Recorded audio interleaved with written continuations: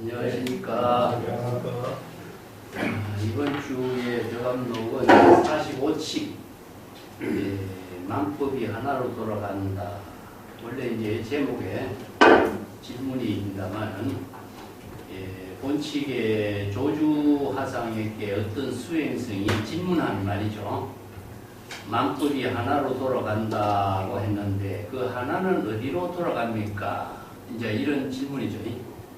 이 법문이 이제 중국 선생들에게 너무나 유명하게 많이 알려져 있는데 여기서 만법하고 하나하고가 지금 이제 주제가 되고 있죠. 그죠?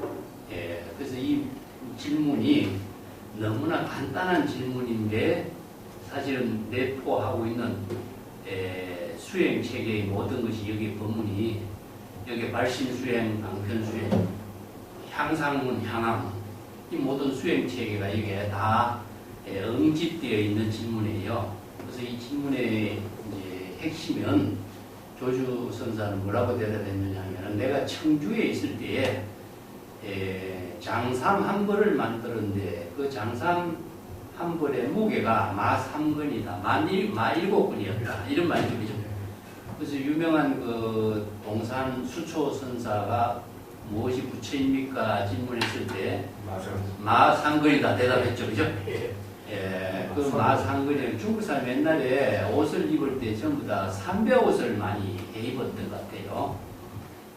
무명 같은 것도 뭐 전부 다 손으로 짜서 해 입었지만은 남쪽 지방에 좀 더우니까 전부 다 삼배 옷을 가지고 많이 이제 옷을 입었으니까 그 삼배 옷을 한 벌 하는데 무게가 뭐 7근이다, 3근이다 이런 이제 비유 그런 이야기로서 이제 선생들의 선문답이 자주 언급되고 있습니다. 그래서 동산 수초 선사가 이게 마상근이라고 하는 말하고 이게 조주 선사가 내가 청주에 있을 때에 여기 포삼이라고 하는 것은요 뭐 성복이라고 보면 돼요. 포삼하면은 우리가 지금 성복을 입고 있을 적에 옷을 입고 있는 것을 장삼이라고 하죠, 그죠? 장삼이라고 합니다. 이 장삼이나 포삼이나 사실은 같은 말이죠. 그죠? 이 중국 사람들 옷이 어떻습니까? 바로 위에 그냥 한 번에 쭉 걸쳐 있는 옷이잖아요. 우리처럼 아래 위가 나누어지지 않고 그렇기 때문에 포삼이나 장삼이나 그냥 성복이에요. 그냥 성복 한 벌 그런 의미죠. 우리가 지금 입고 있는 옷 이 장삼도 사실은 도포 있죠. 우리나라 전통적으로 도포고 중국 사람들은 이게 장삼이라고 하고 또 조계종에서 우리가 입고 있는 우리 장삼은 청담 스님이 일본의 조동종의 승려들이 입고 있는 장삼을 그대로 그 모델로 해서 만들어서 먹물옷으로만 바꾼 거예요. 그 옷의 형식이 조금 이제 그런 대로 조금 나라마다 다르죠. 근데 일본 사람들의 장삼은 사실은 뭐냐 사무라이 옷이죠.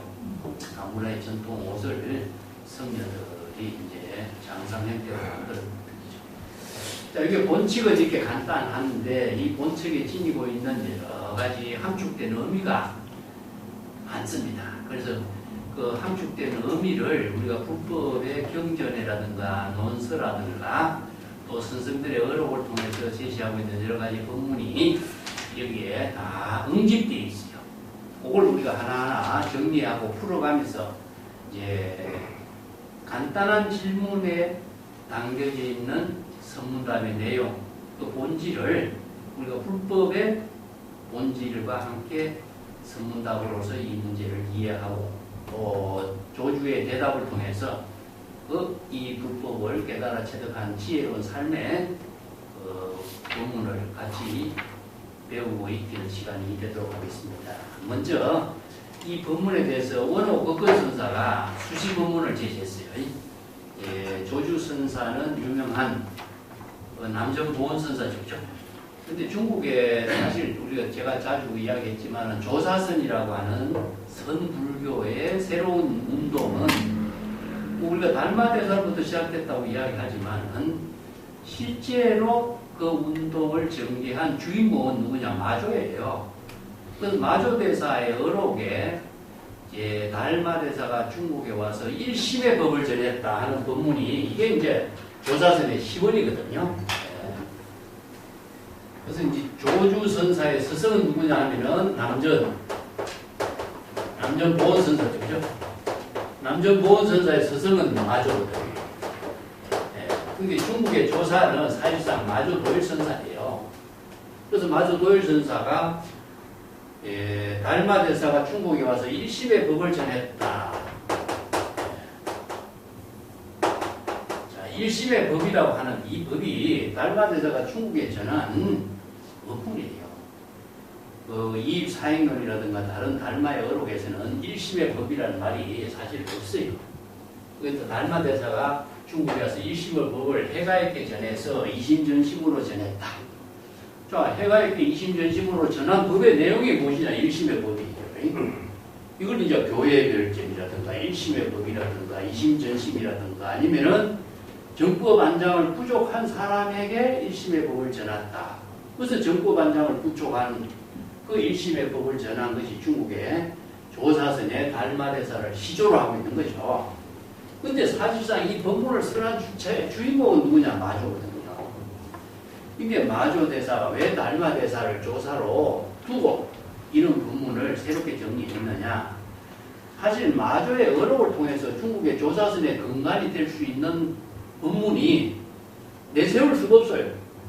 그러니까 마조가 중국의 조사선의 조사라고 이렇게 하는데 마조의 달마의 어록을 가지고 조사선의 근간으로 제시할 수 있는 그 핵심 그 법문이 안 보이기 때문에 마조가 다시 1심의 법을 달마가 전했다 하는 이것을 갖고 맥을 다시 새로 만든 거예요.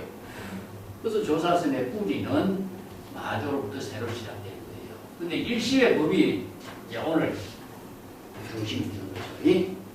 만법기일이라고 하는 말이 또 그죠? 만법기일은 사실 1심의 법을 말합니다. 자, 우리가 선에서 이야기하고 있는 이 모든 적심시구라든가 1심의 법이라든가 1심의 법을 전했다든가 뭐 스승이 2심 전심으로 전했다든가 전부 다 1심의 법인데 이 1심의 법을 전하고 1심의 법을 깨달아 체득하게 하는 수행체계가 전부 다 만법기, 일기하초 이 가운데에 전부 다 내포되어 있어요. 그래서 이제 이 법문을 개성한 사람이 누구냐? 마조의 법을 이어서 개성한 사람이 남전보원이고 남전보원의 법문을 1심의 법을 개성해서 중국에 새롭게 일상생활의 종교로서 실행한 사람이 누구냐? 조주다. 그래서 조주가 마조의 1심의 법을 전해서 평상심시도 1심의 법을 다른 말로 보면 평상심시도 이 평상심시도의 법을 자, 생활의 언어, 일상생활의 언어로서 구체적인 자기 본문사로서 이것을 펼치는 법문을 제시한 것이 바로 선문단이거든요. 그래서 구체적인 일상생활의 대화 가운데서 1심의 법을 깨달아 체득할 수 있는 법문을 대화로서 주고받고 하는 것이 선문답이었기 때문에 이 선문답이 중심된 것인데 자, 여기 이제 질문에 대해서는 만법비이고 일기하초 이게 이제 질문이거든요. 이게 수행자가 지금 조주선사에게 이것을 질문하고 있어요. 그래서 만법기를 하고 일기하초가 두 가지 구조로 되어 있죠. 그러면 1은 무엇이냐? 바로 1심이잖아요. 그러면 1심은 다시 어떻게 되겠죠? 1심으로서 이거 중생심에서 1심으로 되돌아가는 것이 바로 만법기일이란다면 1심은 다시 어떻게 되겠죠? 바로 자기 본분사의 지혜로운 삶을 실행하는 것이 바로 일기하체가 되겠죠. 그죠?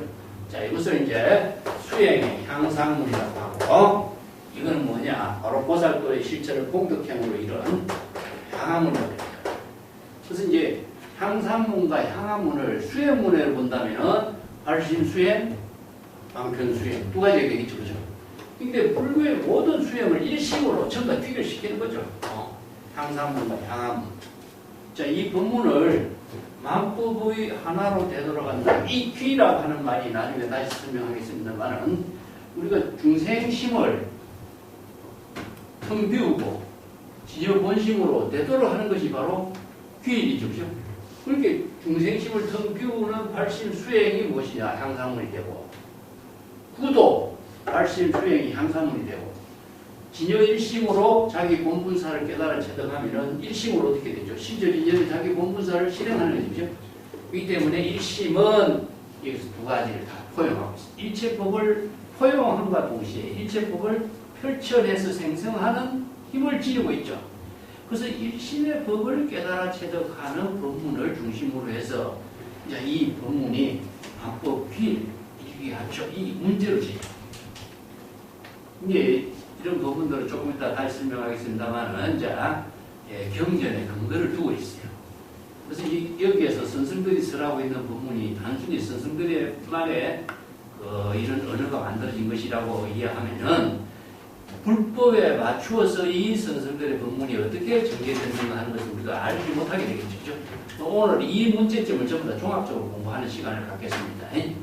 먼저 여기 이제 근본 주제로 이해하시고 우선 원어국권 선사가 조주 선사가 이 질문을 했을 적에 나는 청주에 있을 적에 장삼 한 부를 만들었는데 그 장삼 무게가 7근이었다. 딱 이렇게 대답하거든요. 여기에 이제 조주 선사의 대답에 핵심이 또 있어요.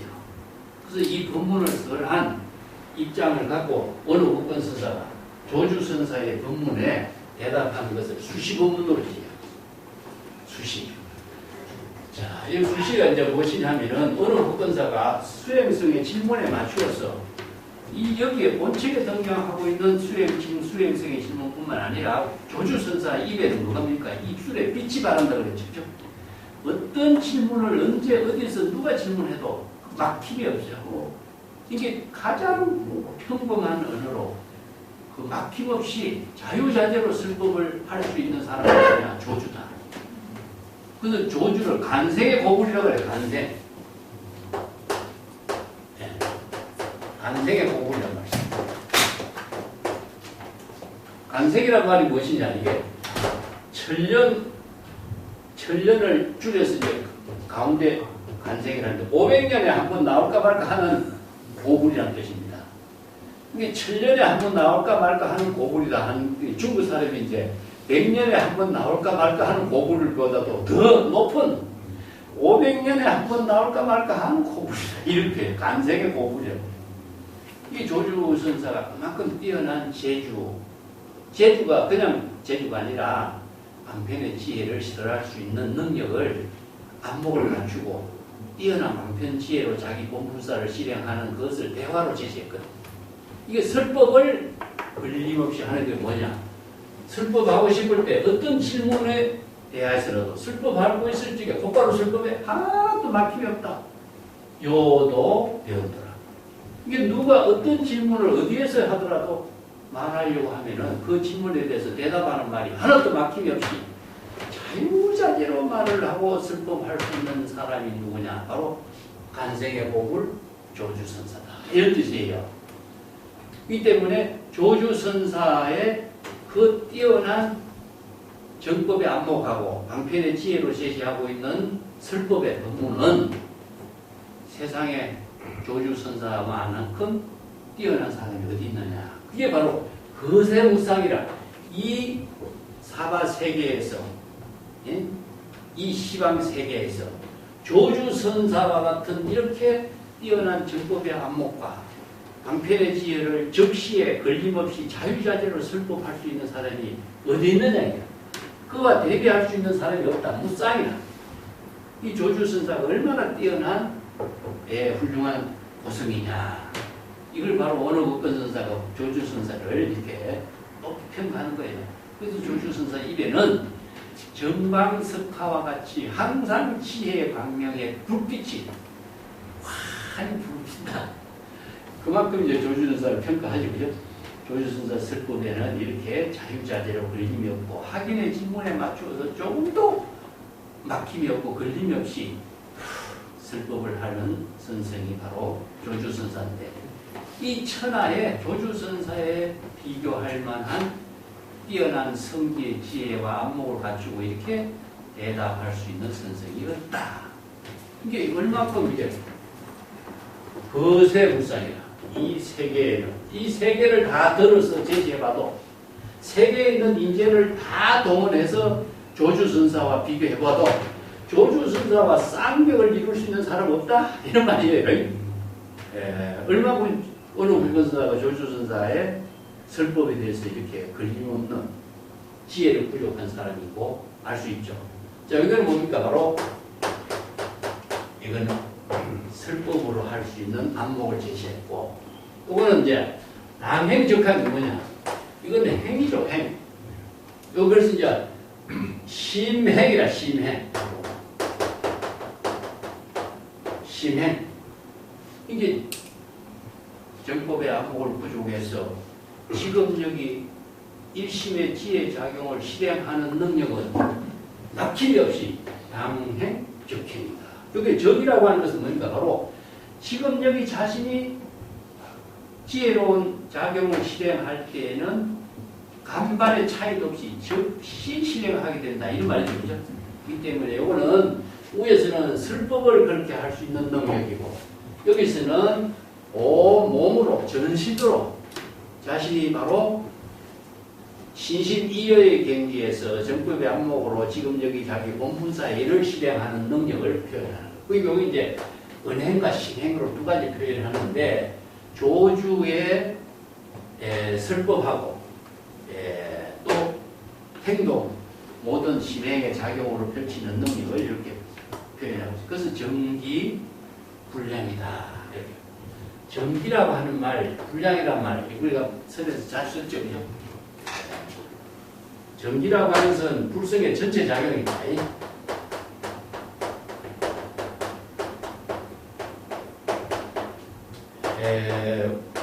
불성의 전체 작용은 정기라고 해요. 진여 일심의 지혜가 성기의 작용으로 실행하는 것을 기라고 하는 것은 히터지, 그죠? 여기도록 일심의 지혜가 작용하는 것입니다. 그렇기 때문에 진여 일심의 지혜가 여법하고 여실하게 시절 인연에 맞추어서 본분사의 묘용으로 작용하는 것을 바로 진여 삼매의 경지, 바로 열의 법신의 지혜 작용, 이걸 바로 이제 법신이라고 표현해요. 이거 경전에서는. 근데 중국의 선생들은 정기, 선기 이런 표현하는 거죠. 자, 열의 법신을 우리가 진여 법신 아니면은 평등법신, 열애법신,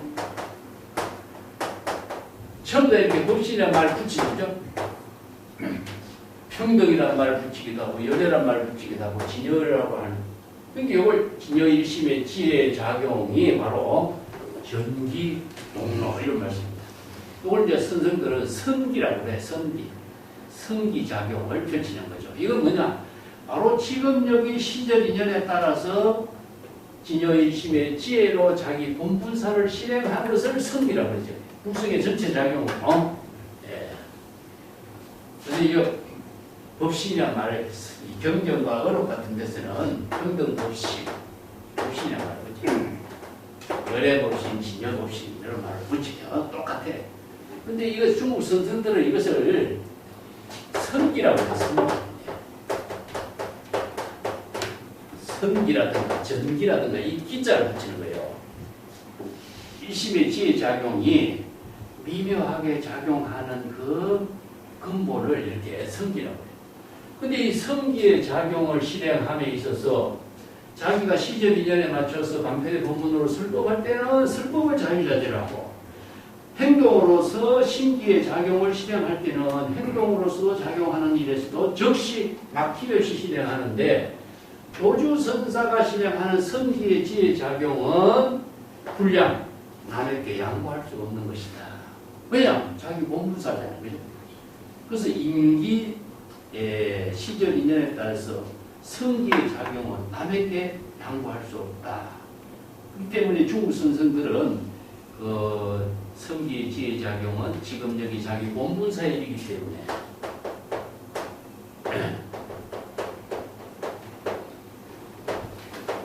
자기 본분사의 지혜로운 생명의 작용을 어떻게 남에게 양보하겠습니까? 이 말은 중국에서 논어에 인의를 실행하는 이런 스승에게도 양보할 수 없다. 이런 말이 있어요. 인의불량이라는 말이 있어요. 그래서 논어에 이 말을 갖고 중국 선생들은 성기를 스승에게 양보할 수 없다는 뜻입니다. 화두를 뜨는 사람이 적수를 만났을 적에 아무리 적수를 훌륭한 스승을 만나더라도 그 바둑에 지혜를 쓰는 그 묘용을 양보할 수는 없잖아요. 이거 뭐냐? 직업력이 자기 일이기 때문에. 이걸 이제 성기불량, 정기불량, 또 인의의 덕을 실행하는 이런 스승에게 양보할 수 없다. 이런 말을 이제 중국인들이 스승과 제자를 교육시키는 차원에서 스승은 스승의 몫이 있고 제자는 제자의 몫이 있는데 아무리 스승과 제자의 관계에 있더라도 자기 본분사의 묘용을 실행하는 힘을 스스로 발휘할 수 있어야지 그걸 양보할 수 있는 문제는 아니다 이건다. 이 때문에 조주선사가 설법할 적에는 설법의 자유자재에서 그 쌍벽을 이룰 수 있는 사람이었고 또 성기의 지혜를 실행하는 입장에 있어서 성기의 지혜를 실행할 때도 누구에게도 양보하지 않고 독자적인 본분사의 묘용을 펼쳐서 성기의 지혜 작용을 펼치기 때문에 그 조주선사의 지도를 받는 수행자들은 그 어느 스승에게도 들을 수 없는 본분, 어느 스승에게도 볼 수 없는 성기의 묘용, 뛰어난 경지를 다 배우고 익힐 수가 있게 된 것이다. 이런 말입니다. 그러니까 조주만이 지니고 있는 독자성을 이렇게 표현해놨어요. 이게 바로 언행입니다. 언행. 자, 언행의 근본은 뭐냐? 일심의 지혜죠. 그죠? 그 일심의 지혜를 언어로 표현할 때 뛰어나고 일심의 지혜 작용을 행동, 신기의 작용으로, 성기의 작용으로 실행할 때 뛰어나요. 그렇기 때문에 조주선사의 뛰어난 점을 원어국권선사가 이렇게 높이 평가한 거예요. 자, 그걸 또 다르게 또 표현해요. 여격석하라. 이거 마치 뭐니까 돌을 부딪혀서 불꽃을 일으키는 것처럼 이게 뭡니까? 사성정광. 이게 줄여 다 합치면 정광석하죠. 이게 뭐냐? 찰나의 신기의 작용이 찰나에 작용하기 때문에 여기에서 일심의 지혜 작용이 찰나에 작용하기 때문에 중생심으로 사량 분별하거나 머뭇머뭇거리거나 분별하는 틈이 개입할 수가 없다. 이게 바로 불이 적석에서 여시설법으로 간발의 차이도 없이 직지인심의 묘용이 바로 실행되기 때문에 그 사량 분별할 여지가 없다. 그게 의심적차 이런 말 쓰죠, 그죠? 네. 정광석화와 같이 아주 빠르다 이런 말이기 때문에 중생은 의심적차라고 해요. 자, 이것이 무슨 말인가? 말귀를 못 알아들어갖고 사량 분별할 적에 마음으로 무엇을 생각한다면 진여 본심과 어긋나? 동명적이에요. 망념이 작용하면은 바로 진여 본심과는 벌써 어긋나는 그런 작용이 되는 것이죠. 이게 이제 중생은 이렇게 되지만은 일심의 지혜 작용은 어떻습니까? 바로 정광석화와 같이 찰나에 간발의 차이도 없이 여법하고 여실하게 작용하는 모습이다. 이게 조주선사의 성기의 지혜 작용이 이렇게 정광석화와 같이 훌륭하게 작용하고 있다. 이런 표현을 한 거예요. 그 성기 지혜 작용은 스승에게 남에게도 양보할 수 없다 하는 것은 자기 시절이 본분사이기 때문이다. 이걸 바로 이제 대장부라고 해요. 대장부라는 것은 그 남의 힘을 의존하지 않고 시절 인연의 자기의 본질을 독자적으로 독립주행하는 것이다. 그걸 이제 천상천하에 유아독존한다. 아니면 뭐 노자 같은 데서 이것을 독립주행이란 말 써요. 외부의 힘에 의존하지 않고 독자적으로 그게 기실론에서는 진여 자체상이라고 진여 자체가 자체적으로 지혜 광명을 발휘하고 자체적으로 지혜 광명을 법계에 두루 펼치는 능력을 갖고 있는 거죠. 그 자체 광명이라고 하는 거예요. 이게 외부의 힘에 의존하면 뭡니까? 그 외부에 비춰주는 힘이 끊어지면은 자체적으로 작용하는 힘을 상실하잖아요. 그래서 불교에서는 자체 광명이라고 해요. 그런 능력을 갖춘 것은 안목이 있기 때문이다. 이 안목이 없는 사람은 남의 힘을 받아서 살지만 안목이 있는 사람은 자체적으로 빛을 만들어내는 사람이죠. 이걸 자체 광명이라고 해요. 이걸 내가 전에 다르게 비유했죠. 네, 자가발전이라고 해요. 자가발전이라는 거예요. 스스로 빛을 만들어낼 수 있는 지혜가 뭐냐? 바로 불지결입니다. 불지결. 그래서 일심의 지혜의 작용은 열의 법신이라는 것은 외부의 힘에 의해서 이루어지지 않거든. 그래서 비로자나무를 우리가 법신이라고 하는 이유가 자체적으로 지혜 광명을 만들어낼 수 있는 능력을 갖고 있다는 거죠. 이게 바로 불지견을 사실은 정법의 안목이다.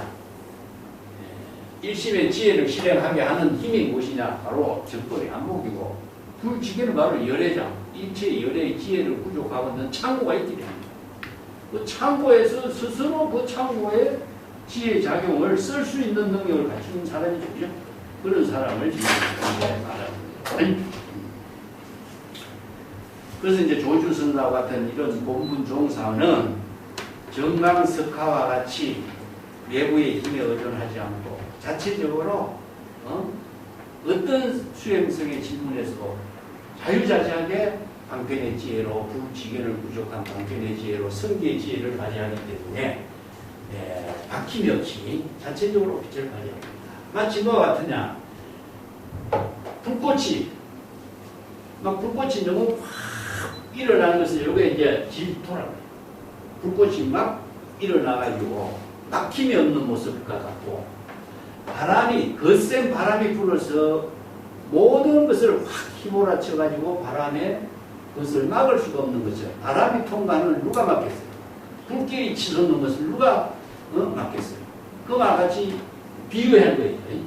불길이 아주 치솟는 것 같고 바람이 막 센 바람이 불어치는 것 같고 또 급류가 거센 급류가 휘몰아쳐서 흘러내리는 것과 같고 도는 무엇이냐면은 큰 칼날이 머리 위에서 목을 치는 것과 같고 이런 의미죠. 그렇게 누구라도 감당할 수가 없어 막을 수가 없는 그런 경기다. 조주선사의 지혜작용을 이렇게 비유했어요. 대단한 거죠. 그죠? 막힘이 없고 걸림이 없는 이런 모습이죠. 돌에 부딪히는 불꽃과 같고 전기불과 같고 화염처럼 빠르기도 하고 바람처럼 지풍처럼 빠르고 세찬 강물의 흘러가는 것처럼 또 흰 칼날로 목을 치는 것처럼 조주선사의 성기의 지혜작용은 걸림이 없고 막힘이 없고 정강석화와 같고 중생심의 모든 사량 분별을 모두 다 차단해버리고 출세간의 방편지혜를 성기의 묘용으로 은설 문자로 자유스럽게 지도하면서도 가치라면서 끝남기지 않는다. 이런 높은 평가를 이제 조주선사의 그 간생의 고부를 평가한 거예요. 아주 그 조주선사의 성기 지혜작용을 누가 감히 감당할 수가 있겠느냐. 그렇기 때문에 어떤 수행자도 조주선사의 성기 지혜에 감당해서 조주선사의 뜻에 계약할 수 있는 선생들이 참 드물다. 이런 말씀이죠. 그래서 본칙의 선생의 그 조주선사에게 질문한 것도 그렇습니다. 뛰어난 질문을 했어. 그렇지만 조주선사의 한마디에 이 수행성이 깨달아 체득했는지 안목을 갖추어서 조주선사의 논문을 잘 수지하게 된 것인지 거기에 대한 내용은 여기 없어요. 이뿐만 아니라 이제 이번에 우권선사도 마찬가지라 여기 질문한 수행성뿐만 아니라 많은 참선 수행자들이 이런 질문을 던지지만 조주선사의 이 답변을 바르게 깨달아 체득하고 이해한 사람이 천하에 몇 명이나 되냐 이거예요. 그래서 이 조주선사의 질문은 내가 청주에 있을 적에 성국을 한 벌 만들었는데 무게가 7개더라. 이 딱 이 한마디잖아요.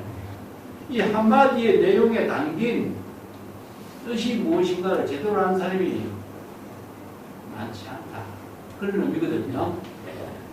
자, 그래서 이게 조주선사가 향상의 깨달음을 이루게 할 수 있는 법문을 제시했어요. 이게 정기라고 해서 향상의 법문을 제시했어요. 이게 수행성 이런 질문하면은 조주선사가 활심 수행에서 최상의 법신의 경지, 일심의 지혜를 이루게 하는 향상의 깨달음을 이룰 수 있는 법문을 제시한 거죠. 그죠? 그게 향상의 법문을 제시한 거라. 그게 뭐냐면은 경추라고 해요. 이게 스승이 제자들을 위해서 향상의 깨달음을 이룰 수 있도록 설법해주는 법문을 경추라고 해요. 이게 뭐냐? 경추가 쇠를 불에 달구어서 망치로 치는 거잖아요. 이걸 바로 스승이 제자를 지도하는 것을 경추라고 그러거든요. 이 조주선사는 이게 수행성들에게 열의 법신의 지혜에 깨달음의 경지를 독자적인 안목을 깨달아 지덕할 수 있도록 이런 법문을 제시해주고 있는 이를 향상의 법문으로서 했다. 이게 제자들을 망치질해서 단련시켜서 안목을 갖춘 훌륭한 수행자가 되도록 이런 법문을 제시했다. 우리가 경추에 대해서는 우리가 앞에서 43책에서 공부를 했어요. 동산 무한서에서. 경추는 대장간에서 불로 달군 쇠를 망치로 치는 거죠. 그죠? 이걸 바로 이제 수행성들을 선생님이 지도하는 거죠. 훈련시키는 것을 이게 경추라고 하는데 중국에서 옛날부터 교육으로서 유명한 쓰는 말이 절차탕마, 옥을 쪼개고 갈고 자르고 이런 것을 절차탕마를 하죠. 그래야 옥을 쪼고 깨고 자르고 갈지 않으면 훌륭한 옥이 옥으로서의 가치를 발휘할 수 못하는 것처럼 수행성이 이런 경추를 받아서 훌륭한 정법의 안목을 부족해야 수행자로서의 본분을 이룰 수 있는 사람이 될 수 있다 하는 교육이에요. 그래서 선성에서 이걸 훈도라기도 하고 경추를 받는다 이렇게 해서 제자 교육을 이렇게 하겠습니다. 그런데 수행성들 어떻습니까? 망봉이라는 것은 무엇이냐면은 그 칼날에 칼끝이 없는 거죠, 그죠? 칼끝이 없다 하는 것은 지혜의 안목을 갖추어서 지혜의 칼을 쓸 수 있는 능력을 제자들은 수행성들이 많이 갖추지 못하고 있어. 조주선사는 이렇게 수행자들을 지도하는 그 마음 작용이 고구정령한데 수행성들은 칼끝이 없어지고 있어. 날카로운 칼끝이 없다 하는 것은 뭐죠? 정법의 안목을 갖추지 못하고 방편의 지혜를 쓸 수 있는 능력을 스스로 갖추지 못했죠. 그죠? 그렇기 때문에 별설이라 전부 다 한마디 대답을 제대로 못하고 혀가 그냥 아래위에 딱 묶여가지고 말 한마디 제대로 하지 못하는 수행자들이 많다. 이게 정법의 안목을 부족하지 못한 사람은 칼을 방편의 지혜를 쓸 수 있고 그게 다른 방편의 지혜로 자기의 독자적인 안목을 제시할 수 있는 말을 대답을 제대로 하는 사람이 없게 된 거죠. 이게 뭐냐 결선이라는 것은 혀가 딱 굳어버린 상태란 말이에요. 그러니까 말을 한마디 못한다는 거죠. 그죠? 자, 이런 수행성들이 많기 때문에 부득이 일선도의 법문을 제시하지 않을 수가 없다. 일선도의 법문이 바로 뭐냐? 구리법문이죠. 이게 주 일선도의 법문이란 말은 이제 남전선사가 일선도의 법문을 이제 강조했어요. 중국의 스님들은 이런 언어들을 참 자유자재롭게 새롭게 만들어가고 했거든요. 1이라는 숫자가 여기에 만법 기일은 1이 나오죠. 그죠? 자, 일선도.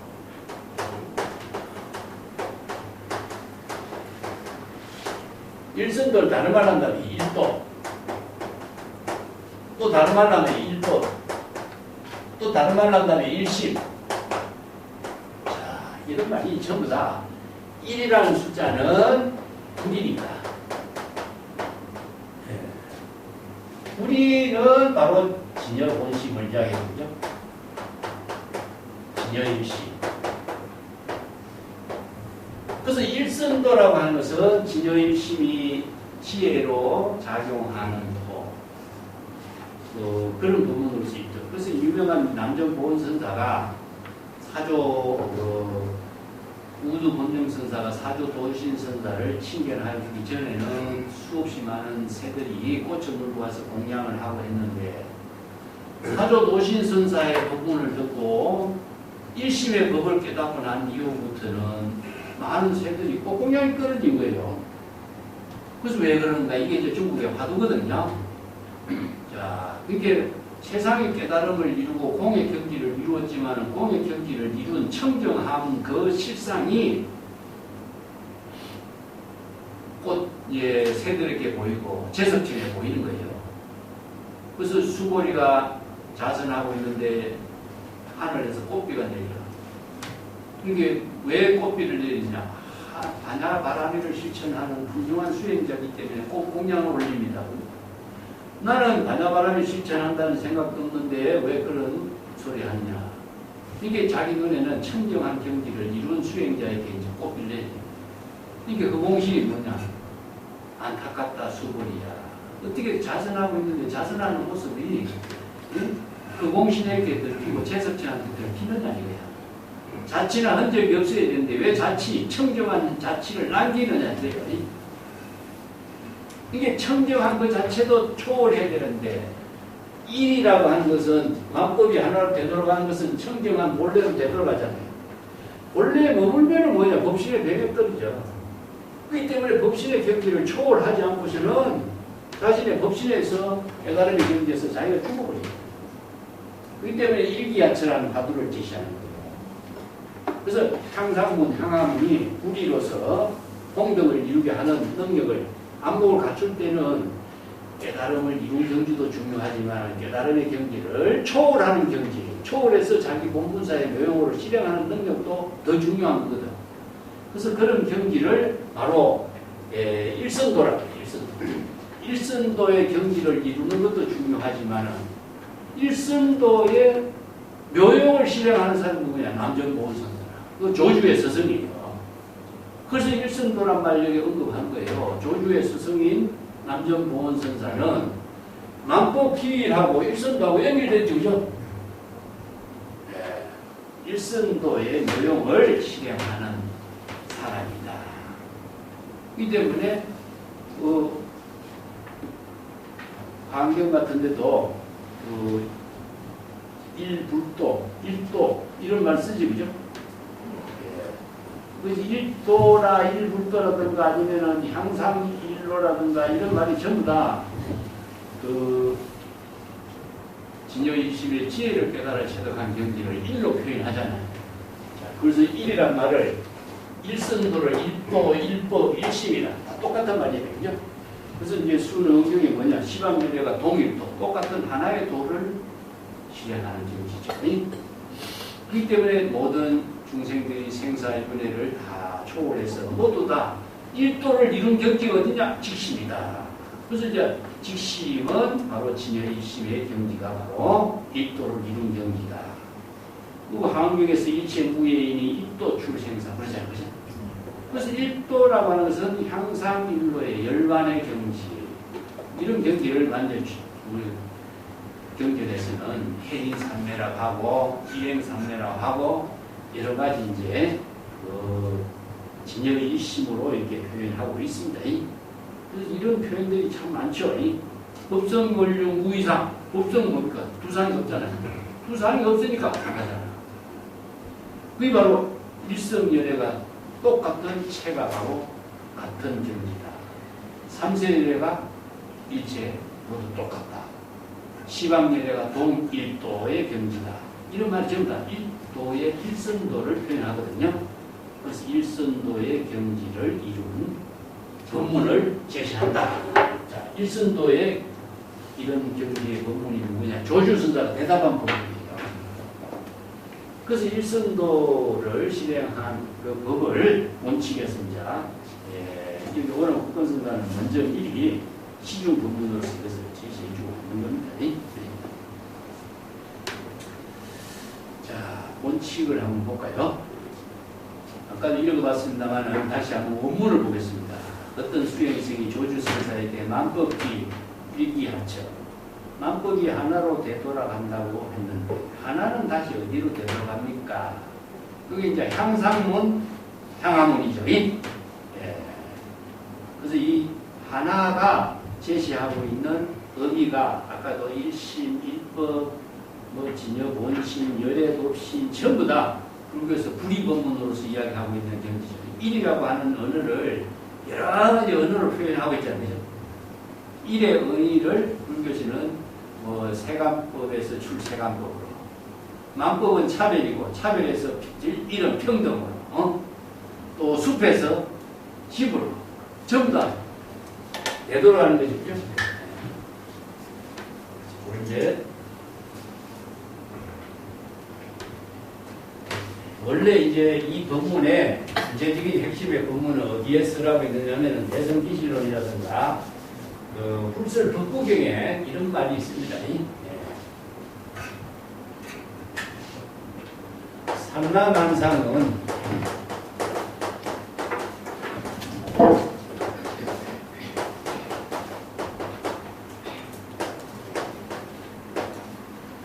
일법지소이니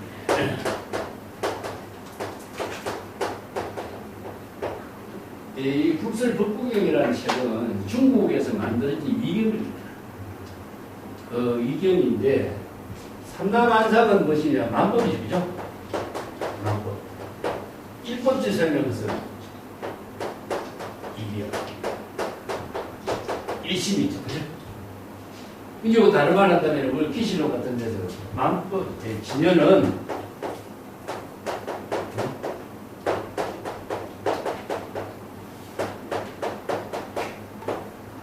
만법 1이라고 했죠. 이 때문에 왜 진여가 만법이 1이라고 하냐면은 중생이 시비면 모든 차별상을 지고 있죠. 그죠? 다른 말 한다면 만법은 삼라만상이죠. 그죠? 다른 말 한다면 만법은 삼라만상입니다. 삼라만상은 우리 다른 말 한다면 일체법, 제법, 불교에서는 모든 것을 다 법으로 표현하니까 이것은 세간의 일체의 모든 존재를 우리가 뭡니까? 바로 차별의 세계로 이루어지죠. 그죠? 세간은 삼라만상의 모든 만물은 그렇죠? 근데 진여 본심은 뭡니까? 바로 근본이죠. 일체의 만법을 전부 다 수용하는 근본은 우리가 일심이잖아요. 그래서 만법과 일심의 관계를 이야기하고 있어요. 자, 이거는 뭐냐면은 세속제라고 해요. 세속제. 세속에서 이루어지고 있는 일체의 모든 진실된 세계를 속제라고 하고, 속죄를 우리가 바르게 지혜로운 삶을 이루게 하는 모든 근본은 무엇이냐면 진죄라고 해요. 그래서 진죄와 속죄는 나누는 것이 아니죠. 그죠? 나누는 것이 아니라. 그러니까 우리가 중생심하고 불심은 나눌 수가 없어요. 그죠? 그렇기 때문에 불교에서는 이것을 이제 열애장하고, 열애장은 진여자성, 우리가 근본이잖아요. 열애장은 근본이. 그 중생심은 무엇이야? 바로 이제 6권 60으로 이루어지죠. 그래서 이제 열애장하고 6권의 모든 인식의 대상하고 작용을 두 개가 합쳐진 것을 뭐라 그러죠? 바로 진망하시라고 해요. 그렇기 때문에 열애장하고 6권 60의 작용하고가 나누어져서 우리가 따로따로 독립해서 하는 것이 아니라 불일체로 이루어지는 거예요. 그죠? 그렇기 때문에 열애장의 비녀일심하고 시적 인연에 따라서 인식의 모든 삶을 구체적으로 실행하는 것은 어디죠? 바로 만법이죠. 그래서 만법과 진여일심이 분리로 이루어집니다. 이게 본심으로 되돌아간다고 본심에서 우리들의 생활이 이루어지는 건 아니라. 그렇기 때문에 중생심에 있으면 생사윤회 또 차별상에 떨어져. 그렇기 때문에 이 일심이 중생심에 살면서도 중생심에 타락하지 않고, 이게 바로 만법귀일이 되겠죠. 그죠? 진여본심이 중생의 세계에, 차별 세계에 함께 살면서도 차별 세계에 타락하지 않고, 이거는 뭐죠? 진여일심이 지혜로 작용하는 거죠. 그래서 이걸 이제 향상문의 입장이 만법귀일이 되고, 향상문은 어떻게 되죠? 발심, 수행이 되겠죠. 그러면은 진여본심으로 되돌아가면은 진여본심에 안주하면은 법신의 선택에 떨어져. 향상의 함정에 빠져서 벗어나지 못하는 거예요. 그렇기 때문에 진여본심은 우주의 근본에서 일체법을 건립한다. 그게 진여일심으로 시절인연에 따른 일체의 모든 일을 방편의 지혜로 건립할 때에 세간의 차별상에도 살아가지 않게 되겠죠. 그래서 이 두 문제가 이제 기시론에서는 뭐냐? 바로 일심은 일체법을 포용함과 동시에 일체법을 생성한다 이렇게 써요. 일체법을 포용하는 것은 진여일심이죠. 바로 법계의 일상이에요. 만법을 모두 포용한다. 근데 진여일심의 지혜로 일체법을 펼치는 것은 어디죠? 시적인연에 지금 자기 본분사에 펼치잖아. 그러면 시적 인연에 맞추어서 자기 본분사의 일을 실행하는 힘은 만법이, 일심이 만법으로 해양되는 거죠. 그래서 이 두 문제를 향상문과 향하문이라고 해요. 이게 이제 오장론이라는 책에 삼라만상은 일법지 소인이에요. 이런 말씀입니다. 삼라만상에 존재하는 일체의 모든 차별세계, 이거 제법실상이라고 해요. 근데 이거 법화경에 제법실상의 법문을 가지고 중국 선생들은 유심의 사상하고 연결해갖고 새롭게 이런 법문을 만들었어요. 근데 일법이라는 것은 무엇이죠? 일심이죠. 일심을 일법이라고 해요. 이게 일심으로 나타낸 모습이다. 이런 말을 갖고 뭐라 그러죠? 해인삼매라고 하잖아. 해인삼매. 그 해인삼매라는 것이 뭐죠? 중생심의 모든 것이 다 비워지니까 진여일심의 바다가 일체법이 모두 다 그대로 거울에 나타나는 것처럼 나타나는 거예요. 일행삼매, 진여삼매, 해인삼매가 이렇게 이루어져. 요걸 해인삼매를 이렇게 표현하는 거예요. 사실은. 그래서 이제 그 망징환응관이라고 현수법장이 그 책을 쓰는데, 중생심의 번뇌 망님이 모두 다 소멸되면은 진심, 진요의 진심으로 전부 다 되도록 한다. 이런 말씀입니다.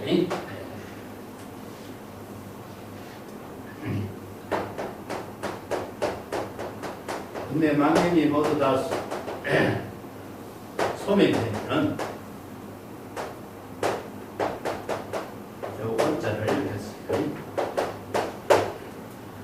번뇌 망념이 소멸되면은 공이죠, 그죠? 발심 수행합니다. 그러는 뭐죠? 진여 본성으로 되돌아가는 것이 불금 귀일이 되는 거죠. 그렇기 때문에 만법 귀일. 똑같은 이제 부분이 나오죠, 그죠? 그래서 이제 망진환응관에서도 삼라만상의 입법지 소인이요 하면서 이게 불설법국의 법문을 이렇게 또 이제 인용해갖고 망진환응관을 이렇게 쓰고 있습니다. 이 보장록에 있는 자료를 이게 전부 다 좀 원문을 속에서 공부해보고 싶은데 좀 칠판에 쓰는 시간도 걸리고 하니까 내가 간단하게 이야기할게요. 보장론이라는 책을 우리 지난번에 그 성조의 만물일체에서도 이야기했죠, 그죠? 만물일체나 이거랑 같은 입장이죠. 그래서 보장론이라는 책은 성조의 작품으로 알려져 있지만 사실은 성조의 작품이 아니고 중국의 당대에 만들어진 논서예요. 근데 당대에 만들어진 논서하고 술술법구경 같은 이런 위경이 뭐 순응경, 음각경 이런 좋은 대성기실론 이런 책들이 전부 다 중국에서 만들어졌다고 나는 보는데 인도의 경전에서 설하고 있는 본문, 논서에서 설하고 있는 본문보다도 중국인들이 정리한 논서가 더 요약적으로 잘 정리가 됐다는 거예요. 중국인들의 적성에 맞게끔 또 정리를 해놨어요. 그래서 중국의 성불교의 선생들이나 중국의 불교학자들은 경전의 본문은 물론 그것을 근거로 하지만은 이런 경전의 본문을 불설법구경 아니면 뭐 현수법장의 저술들, 대성기실론 이런 책들을 중심으로 해서 불교를 새롭게 정리해서 이해하고 공부하는데 새로 교재로 활용하고 있어요. 그 중국 스승들이 이것을 교재로 해서 공부를 하고 있는 거예요. 이게 지금 마주에 여기 조주선사 지문도 마찬가지고요. 그래서 보장론이라는 책은 중국에서 만들어진 책인데 삼라만상이 일법지소이며 일심으로 나타낸 것이다. 왜 일심으로 나타났죠? 네? 왜 그럴까요? 이 본문이 굉장히 핵심적인 의미죠, 그죠? 네. 왜 삼라만상이 일심에 나타난 것일까? 우리가 중국이 대학에도 나오죠. 마음이 있으면은 봐도, 마음이 없으면은 봐도 보이지 않고, 마음이 없으면 들어도 들리지 않는다. 그죠? 마음이 있다 하는 말이 뭐고, 마음이 없다 하는 말이 뭐죠? 마음이 없으면은 봐도 보이지 않고, 들어도 들리지 않아요. 마음이 있으면은 봐도 보이고, 들어도 들리는 거죠. 궁극적으로 뭐냐? 마음이 모든 사물을 보는 거죠. 자, 이것을 이제 우리 마음이 모든 사물을 보고 듣고 각지 않는다. 이렇게 해야 돼요. 견문각지란 말. 그래서 써. 그런데 이것은 대상으로 보는 거죠. 그죠? 대상으로 보기 때문에 중생심으로 보는 세계를 이렇게 표현하는 거예요. 근데 이제 여기서 삼라만상이 일법지소이며 하는 것은 일심의 묘용이다. 자, 요 하암경에서 뭐라 그러죠? 일체 유심조예요. 마음이 일체 삼라만상을 다 만들어낸다 이런 말이죠. 이건 다른 말 한다. 만들어낸다기보다도 삼라만상의 모든 만물을 마음으로 인식하고 마음으로 판단하고 마음으로 작용하는 힘으로 삼라만상을 자신이 쓴다는 것이다. 우리가 아무리 많은 물건이 있어도 마음으로 그것을 자기가 쓰지 않는다면 자기와 전혀 관계없잖아요.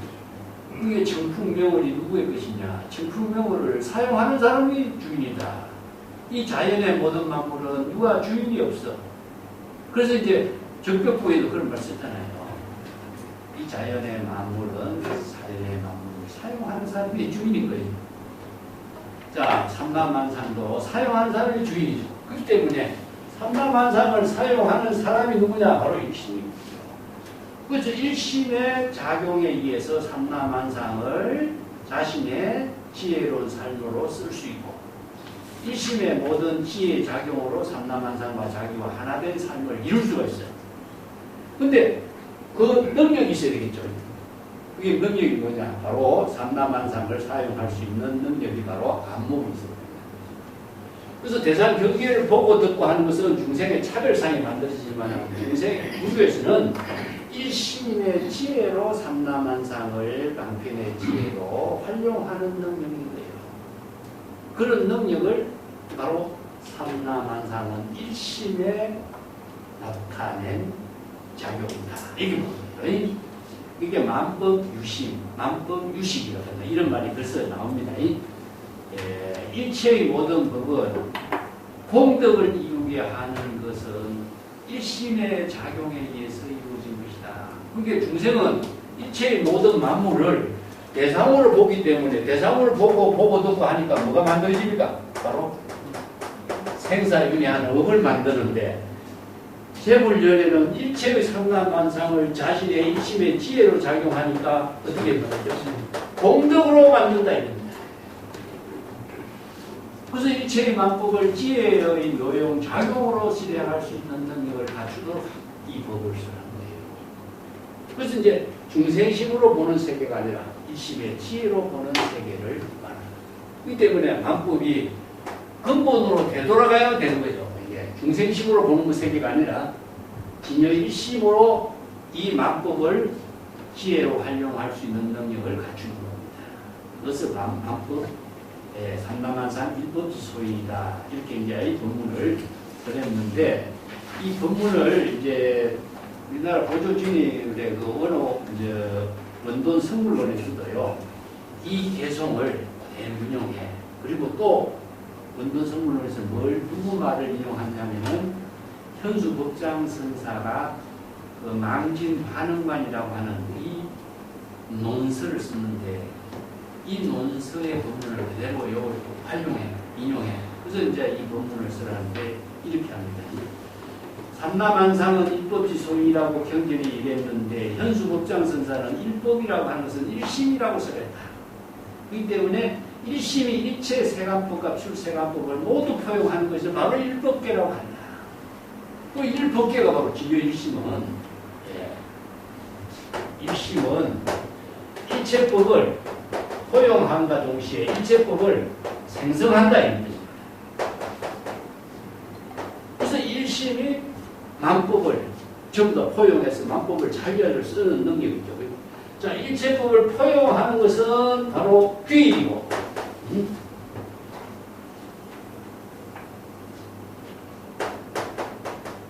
근본으로 되돌아가는 것이고, 일체법을 자인대로 생성하는 힘은 무엇이냐? 바로 방편의 지혜를 쓰는 거죠. 그래서 이제 법화경 같은 데 나오잖아. 우리가 3계 화택 가운데서 3계를 벗어나지 않고 우리가 지혜로운 삶을 살아야 되니까 철연삼계라 그죠? 이게 진흙탕 그 가운데서 일체법과 함께하면서도 청정한 지혜로운 삶을 이루도록 하는 것이 바로 만법기이에요. 만법기일의 경지에서 청정한 진여일심으로 진흙탕을 연꽃을 피우게 하는 묘용을 실행하는 것이 뭐냐? 일기하죠. 이 때문에 우리가 이 사바세계나 만법과 하나 된 이 세계를 벗어나는 세계가 아니고 이 세계 가운데서 해탈하고 이 세계 가운데서 일체 중생과 같이 해탈 열반의 삶을 이루는 것이거든요. 그것을 이제 불교에서 세간법을 열지도 않고 세간법을 함께 하면서도 지혜로운 삶을 이루는 그 묘용을 제시한 것이 바로 불교가 진공묘유의 본문이다. 이렇게 쓰라는 거예요. 그래서 이제 만법기 일기하처 하는 말은 발심수행으로 중생심의 번뇌망령을 모두 다 틈비우고 진여일심으로 되돌아가는 것을 향상. 그 다음에 진여일심으로 어디로 되돌아가느냐 하는 것은 일심의 지혜 자비의 공덕행을 어떻게 실행해야 할 것인가. 이게 하와중생. 그러니까 하나는 상구보임, 하나는 하와중생의 공덕행을 어떻게 실행해야 됩니까? 이걸 질문하고 있다. 이렇게 보면 되겠죠. 그죠?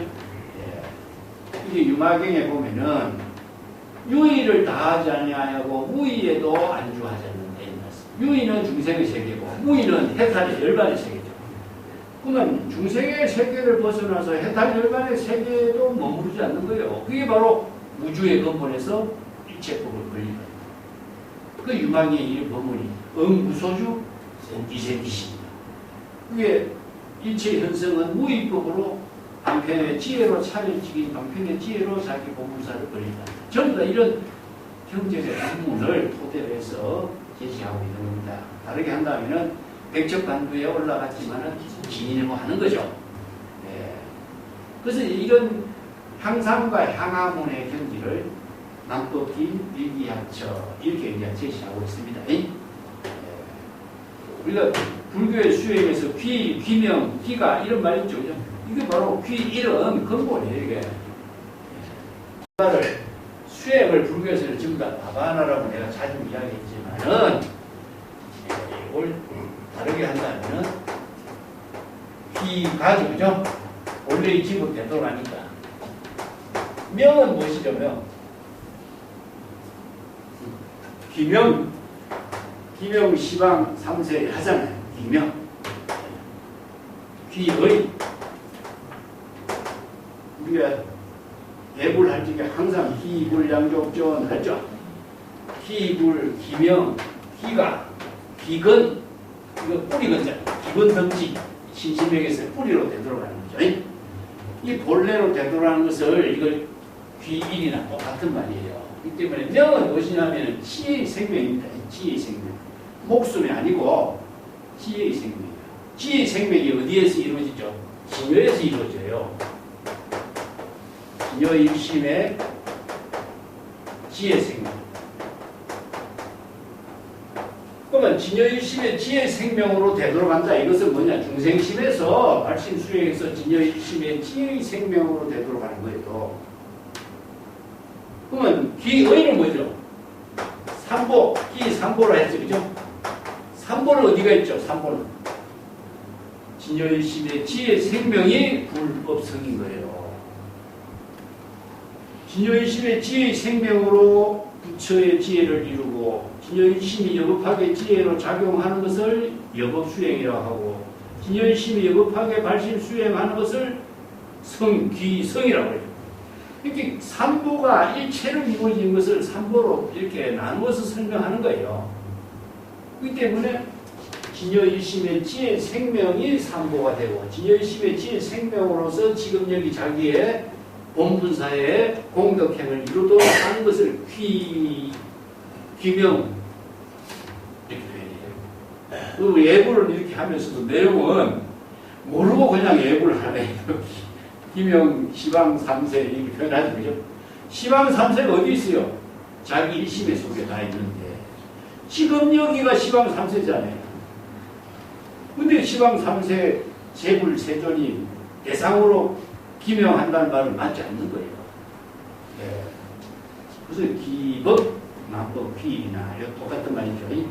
그런데 일기하처라고 하는 말은 이게 한 가지 중요한 참 여기에 이제 핵심에 또 묘미가 있습니다. 이유일무이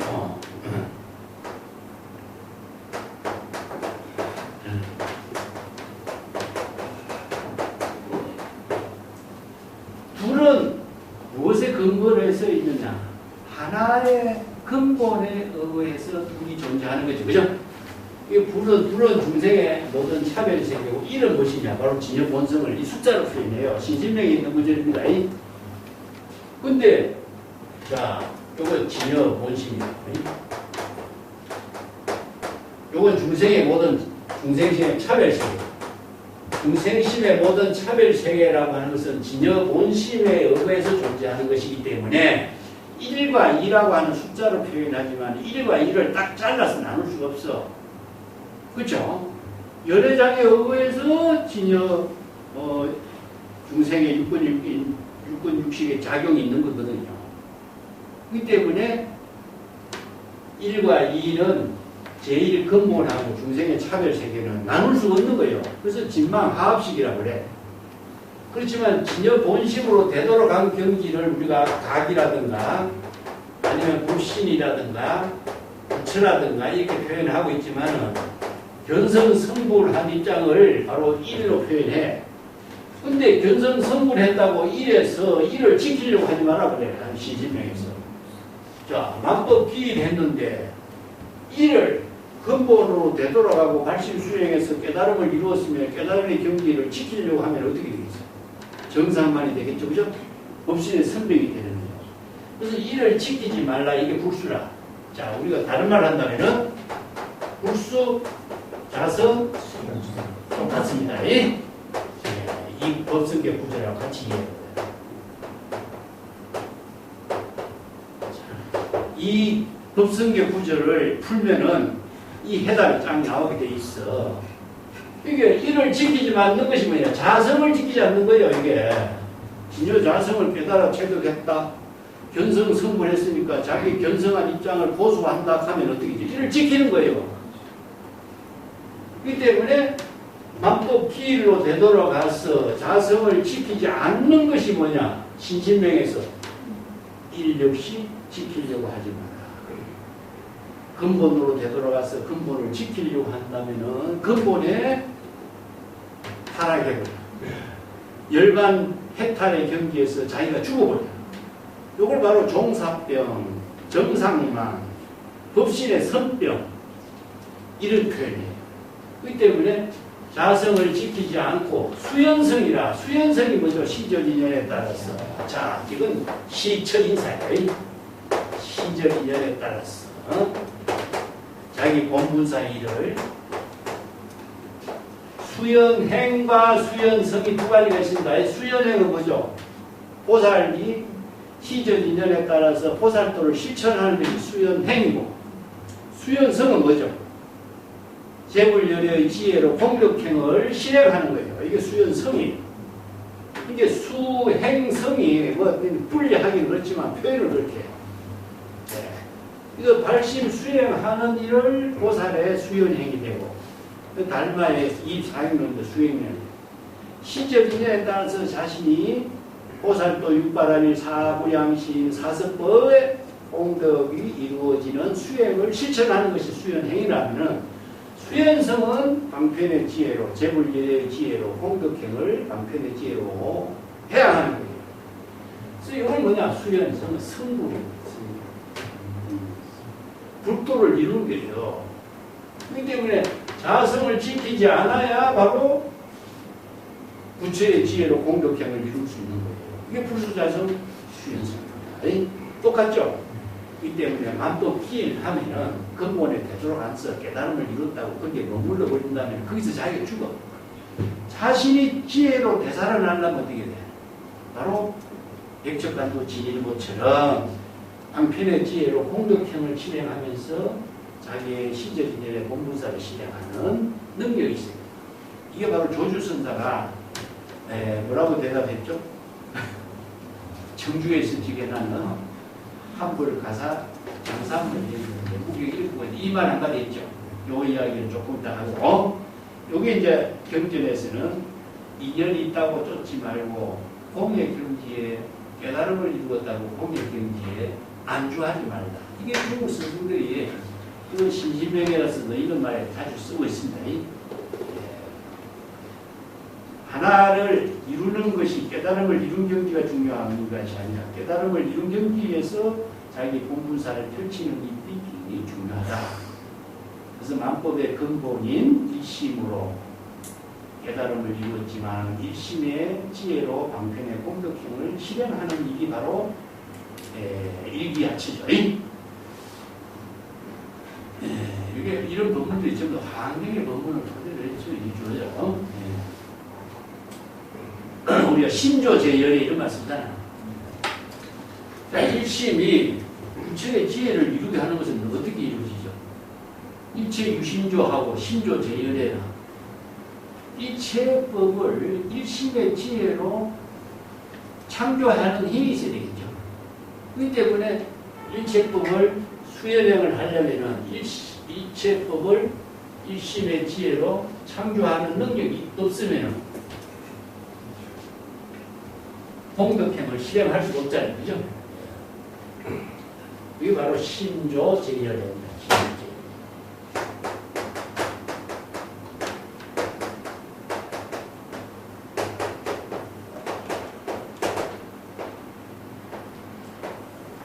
이건 진여 일심이죠.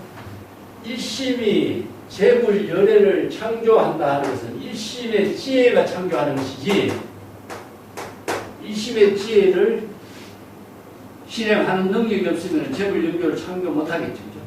그렇기 때문에 우리가 적심시불도 여기서 나와요.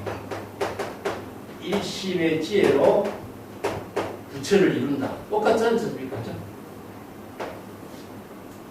부처를 이룬다 하는 것은 바로 재불열애의 지혜를 이루는 공덕행을 실행한다는 뜻이거든. 부처가 된다. 부처의 상태는 없으니까 부처가 되는 것은 뭐이겠어? 바로 일심의 지혜로 부처의 지혜를 이루는 겁니다. 그래서 재불연회를 창조하는 것은 일심의 지혜로 이루는 것이지, 그 재불연회가 있어서 그 지혜를 펼치는 거예요. 보살이 부처의 지혜를 이루고, 그래서 십불보현 대행경이라고 해. 보현보살이 십불의 지혜를 구족해서 대인, 재불연회와 같이 대장부가 되고 대인의 경계에서 공격행을 실행한다. 십불보현 대인경이 그래서 이루어지는 거예요. 이때 화엄경에서 보현보살이 부처의 지혜를 실행한 것을 십불보현 대인경이라고 하지, 뭐 부처가 있어서 공덕행을 실행하는 건 아니야. 이 때문에 만법기해서 일기하처가 될 때 바로 보살이 재불연의 지혜를 부족해서 재불연의 지혜로 공덕행을 실행했을 때 수연성이 있는 거죠. 그게 바로 일기하처가 되는 겁니다. 이런 법문들이 전부 다 불교에서는 일심의 법으로 다 귀결되게 돼 있어요. 근데 일이라고 하는 말은 우리가 노장자에서도 수일을 강조해요. 수일. 수일, 뭐 진심 이런 말씀인데, 그 마음을, 근본의 마음을 잘 지키라 하는 것을 우리가 중국의 선에서도 언급을 한 적이 있어요. 근데 일심을 지킨다 하는 말은 이것은 일심에 매몰되어버려요. 그래서 노장자에서 일이라고 하는 말은 만물이 근거의 근본을 일로 이렇게 표현했거든요. 노자 같은데 42장인가 그런 데서 나오죠, 그죠? 하나를 지키려고 한다 하는 것 자체는 지키는 대상 경계가 만들어지기 때문에 이런 지킨다 하는 말을 쓰면 안 된다는 거죠, 불교에서는. 이런 예를 들어서 노자 42장경에 나오죠. 1에서 2가 나왔고 2에서 3이 나왔고 3에서 만물이 나왔고 이런 표현들이 있죠. 그죠? 이런 무엇이가 도움에도 도, 근본을 도로 표현했어요. 이는 무엇이냐? 음양이에요. 음양. 음과 양을 이로 표현한 거예요. 3은 무엇이냐? 음양의 조화를 3이라고 해요. 그러니까 음과 양이 1이고 음과 양이 나오고 3은 음양의 조화가 이루어지니까 만물이 형성됐다는 것이 노자에서 이런 입장을 이제 강조하는 거거든요. 그렇기 때문에 만물이 형성된 것이 바로 모든 도에서 이루어졌다는 것이 노자의 논리예요. 근데 논리지만 사실은 이건 도가 만물의 근원이다. 이런 의미로 이제 설하고 있는 거죠. 그렇지만 불교에서는 도를 지킨다든가 이런 말 쓰면 안 돼. 일 역시 지키는 것은 도라든가 일이라든가 근본을 지킨다는 것은 근본에 지키는 대상 경계가 만들어진다면은 그대로 또 중생의 차별성이 떨어집니다. 그래서 초월해야 돼. 그래서 일이 근본으로 되돌아가서 근본이 지혜로 이루어져서 공덕행으로 실행됐을 때 자치는 흔적이 남지 않아야 되는 거죠. 이걸 바로 몰종적이거든요. 몰종적이 되는 수행을 어떻게 해야 되느냐. 이게 지금 과제예요. 그 점을 오늘 주제로서 봐야 돼요. 그래서 이재력에도 유명한 부분이 나오잖아요. 길에서 도인을 만나면은 도에 대해서 말하지 마라. 도인하고 도에 대해서 말하는 것은 이게 쓸데없는 일이잖아요. 그렇기 때문에 만약에 어떤 사람이 도를 닦아서 도를 이루었는데 도를 실행하지 않는다면 어떻게 되냐? 여러 가지 수없이 많은 삿된 경계가 다투어서 일어난다. 이게 수도의 도불행이란 말을 써요. 이 말이 굉장히 인재력에 중요한 말이거든요. 이거 똑같은 본문으로서 내용이기 때문에 내가 소개해. 수도의 도불행.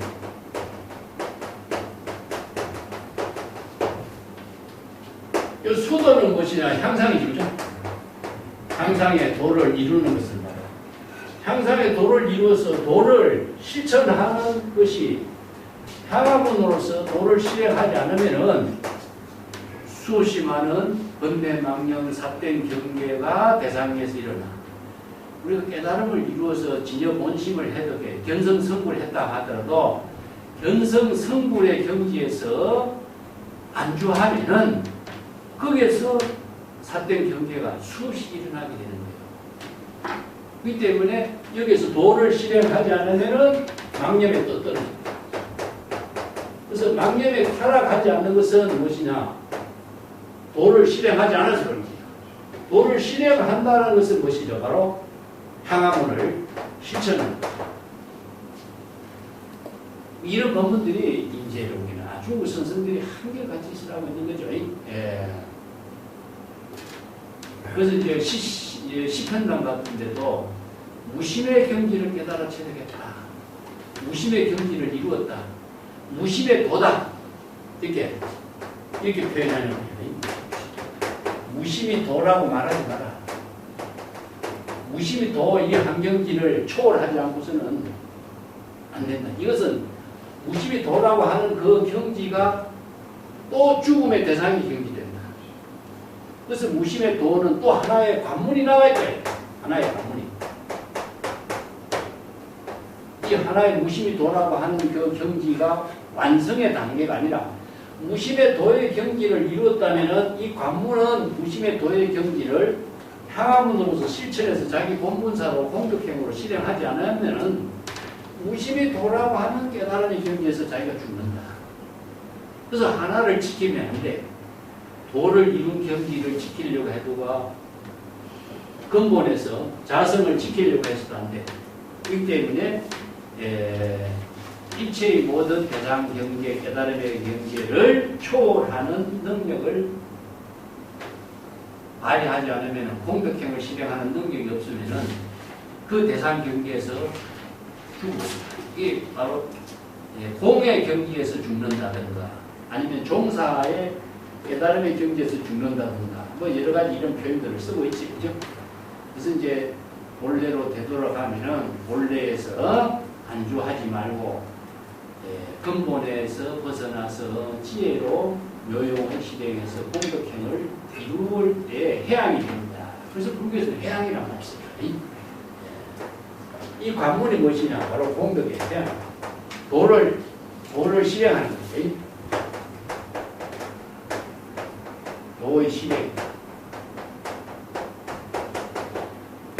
도를 실행한 일심의 지혜로 지금 여기 자기의 시절인연의 공덕행을 실행하는 거죠. 그렇기 때문에 이것을 해양이다.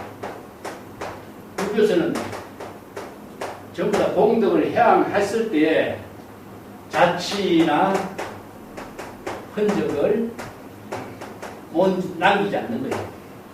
자취나 흔적이 남아있으면은 새들이 와서 공양을 하기도 하고, 대상 경계에 다른 사람들에게 눈에 보이는 거죠. 이게 과시적인 모습으로 보이지는 거죠. 그래서 불교는 처음 다 이거 두 가지 구조 체결되어 있어요. 향상문과 향화문. 내가 자주 소개했지만은 이걸 수행 체계를 정리해 보면은 두 가지죠.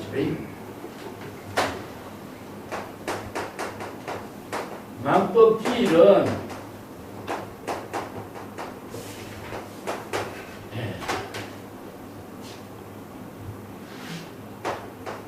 일기하차는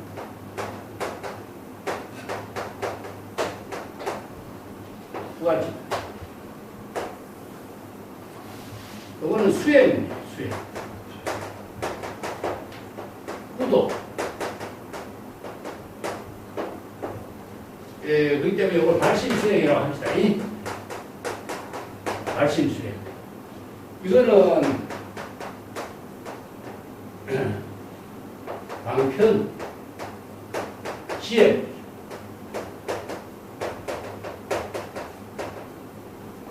방편, 지혜로 공덕을 해야 하는데요. 이 두 가지가 중생심의 모든 것을 초월해서 진여 일심의 지혜다. 이렇게 표현합니다. 근데 요걸 이제 상구보리,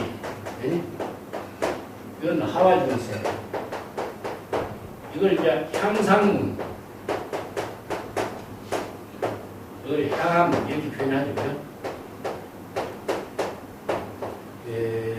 또 백척간도, 그죠?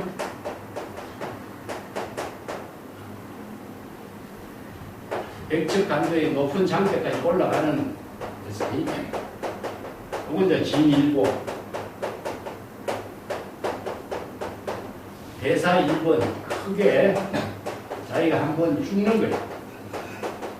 아공 극공의 경기를 이루는 거죠. 그래서 1번이라는 것이 공의 실천을 이렇게 대사 1번이라고 하고, 대활견전 크게 자기가 대사를 하는 겁니다. 이건 이제 불공, 이런 표현들이 많죠. 그죠? 일체 현성이 무의법으로 차별한다 이런 말도 쓰기도 하고, 진죄다 이건 뭐 속죄다 이런 말도 쓰기도 하고, 이런 표현들이 상당히 다양하게 어록에서 사용하고 있는데, 제가 이런 표현을 전에 만들어갖고 많이 나눠주기도 하고 있죠. 늘 고봉정상, 십자가 이런 말 쓰죠. 그죠?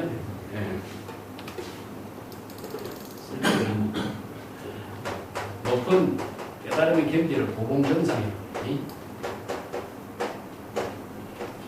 산꼭대기에 오르는 거죠. 오르기 힘든. 그리고 이제 중생이 사는 곳이 십자가다. 중생이 살고 있는 십자가 위에서 보살도를 실천하는 고대화장처럼 이런 표현들이 이제 전부 다 향상문, 향화문 이런 표현들을 여기서 만법기 일기하처럼 이렇게 해줍니다. 그래서 일기하처럼 여기서 이제 과제예요, 과제.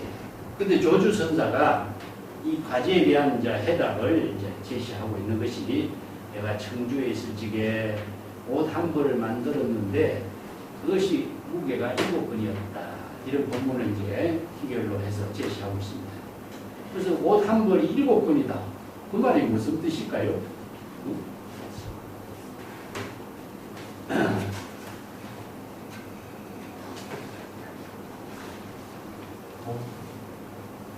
옷 한 벌이 7건이다. 뭐지?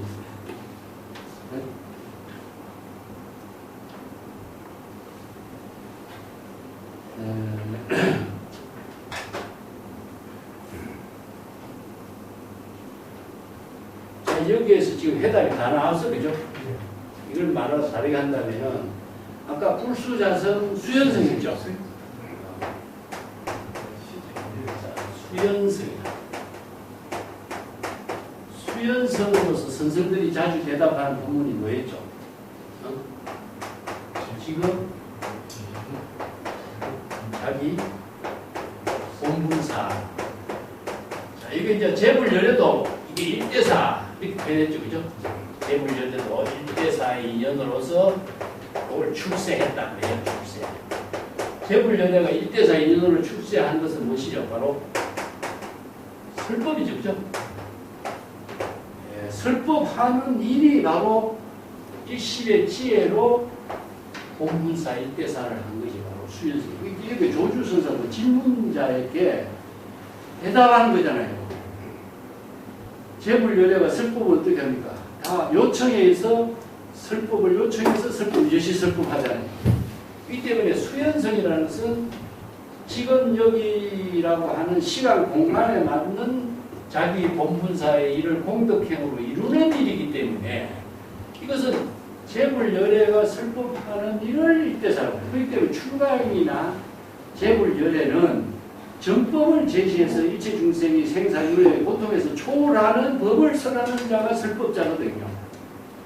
그렇기 때문에 물건을 주는 자가 아니라 서법을 설하는 자예요. 그렇기 때문에 조주도 여기도 봅니다. 바로 질문, 수행자의 질문에 맞추어서 설법한 사람이잖아요.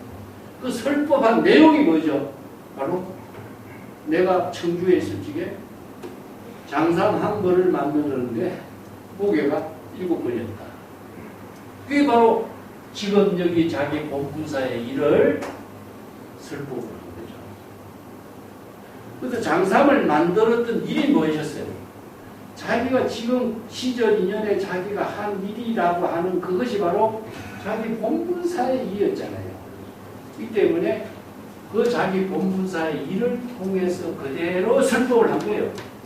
설법을 따로 논리적으로 누구에게 객관적으로 제시한 것이 아니라 자기 본분사의 일을 그 자체로 설법한 거죠.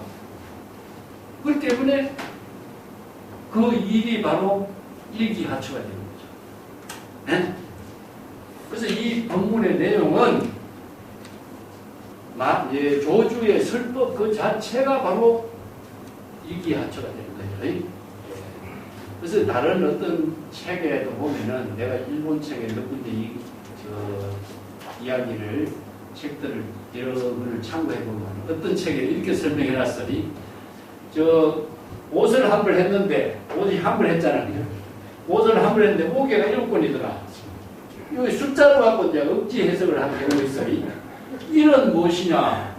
바로 1이고 7은 무엇이냐? 바로 차별이 3개다.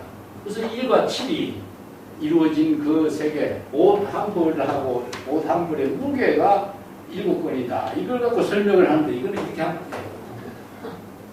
이것은 억지 논리예요. 지금 여기 자기 일한 그 자체가 본분사인 것이고 공덕행인 거예요. 재물연애가 설법하는 일 그 자체가 바로 해양하는 일이기 때문에 그것을 더 다르게 천착하면은 여기에서는 이 설법의 의미가 죽어요. 그래서 조주 선사가 내가 청주에 있을 적에 한 벌에 장삼을 했는데 그 무게가 7권이었더라. 그거는 자기가 지금 여기 시절인연의 본분사로서 일을 한 그 자체가 바로 일기하처가 됩니다. 그래서 일체법을 포용하고 일체법을 생성하는 및 우주의 근본에서 일체법을 건립한다든가 선생들이 잘 사용하는 겁니까? 바로 지금 여기 나는 최선을 다한다. 임재가 이야기하는 수처작주다. 그 지금 여기 자기 본분사 일을 하는 노인네다. 딱 이걸로 대답하잖아요. 그렇기 때문에 이 일이 우리들의 모든 공덕행을 해양하는 일이고 공덕행을 자칫 한 적도 남기지 않게 하는 일이죠. 이것을 통해서 재물의 모든 묘용이 이루어지는 것이지 다르게 해서는 이루어질 수 없습니다. 이 본문이 이제 우리가 재물연애의 설법이나 조주의 설법이나 똑같은 거예요. 그 본문을 제시한 것이다. 이렇게 보고 개성을 교재책을 좀 봐야 되네. 교재책을 안 봤네. 교재책의 중요한 282페이지 맨 밑에 한번 봅시다. 이 교재도 참 중요해요. 한국의 법문 같은 경우는 내가 소개를 했기 때문에 소개를 정리하고 282쪽에 밑에 보면 도노용의 법문이 있죠. 그죠? 이 구절 꼭 명심해서 봐야 돼요. 이 법신이 바로 열애법신, 청정법신, 진여법신, 열애법신 이런 말 여러 가지 쓰죠. 그죠? 불교에서. 법신은 뭐죠? 법신이 바로 불신이고 불신은 바로 진여일심의 지혜다.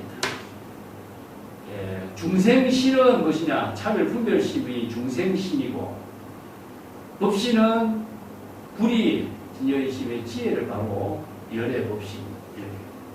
그래서 일법이라든가 일심시법은 같은 말이죠. 그죠?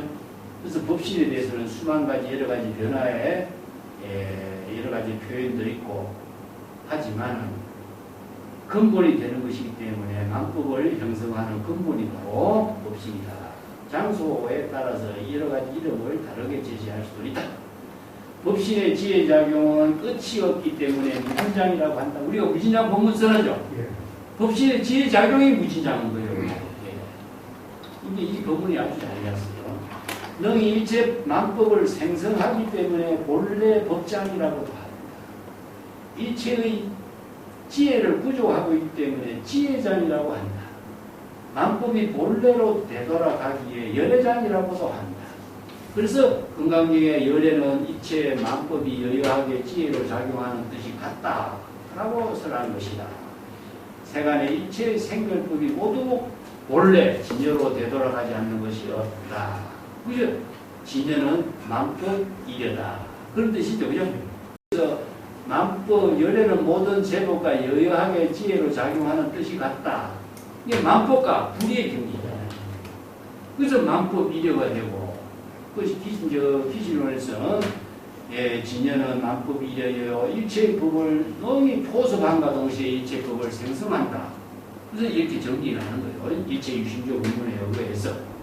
그래서 만법이 진여인 것은 변하지 않기 때문이고, 진여가 만법인 것은 인연에 따르기고, 여기서 말하는 하나는 진여의 일심의 본체고, 진여의 일심의 본체를 법성이라고 하고, 청경법신이라고 하고, 선에서 본래 면목, 간물건, 본래의 무의지인, 여러 가지 이제 언어로 무사시, 긴, 한간, 도인 이런 표현을 하고 있어요.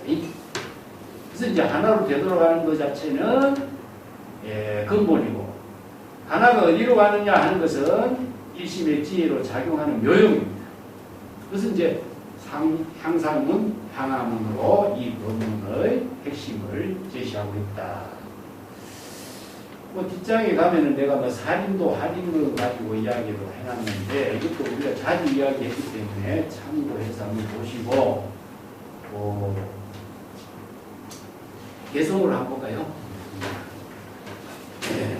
무게가 7번 됐다 하는 것은 자기 본분사의 이다 하는 것으로 정리를 하고, 개성은 286페이지 개성으로 편벽 정의 노고추요. 이 편벽이란 말은요, 우리가 편벽문이라고 해서 그냥 선소선사가 선문답을 18가지로 이렇게 정리해요.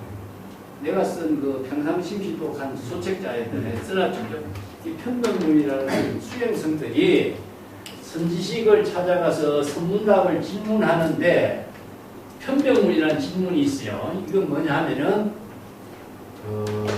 이거 신발을 만들 적에 새끼를 꼬아갖고 신발을 이렇게 넓게 했다가 이렇게 좁혀 들어가죠.